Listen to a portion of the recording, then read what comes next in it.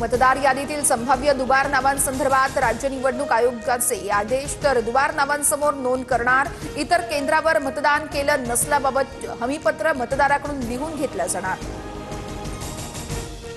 बनावट आधार कार्ड प्रकरणी रोहित पवारांविरोधात गुन्हा दाखल। भाजप पदाधिकाऱ्याच्या तक्रारीची मुंबई सायबर पोलिसांकडून दखल।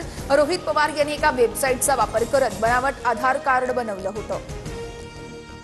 पुण्यातील गुंड निलेश घायवळ टोळीचा नवा कारनामा समोर। घायवळ टोळीतील अमोल लाखेनं फसवणुकीसाठी निर्दोष शेतकऱ्याची कागदपत्र वापरली। वारजे माळवाडी पोलीस ठाण्यात गुन्हा दाखल। वंदे मातरम गीताच्या निर्मितीला 150 वर्ष पूर्ण। राज्यातील सर्व शाळांमध्ये 31 ऑक्टोबर ते 7 नोव्हेंबर वंदे मातरम वाचनाचे आदेश। गीताचा इतिहास सांगणाऱ्या प्रदर्शनाच्या आयोजनाचेही निर्देश। शिपिंग सेक्टर ह्युमन रिसोर्समध्ये भारताचा डंका सर्वांना आमंत्रण देतोय। महाराष्ट्रात गुंतवणूक करा। इंडिया मॅरिटाईम लीडर्स कॉन्क्लेव्ह मधून पंतप्रधान मोदींचं आवाहन।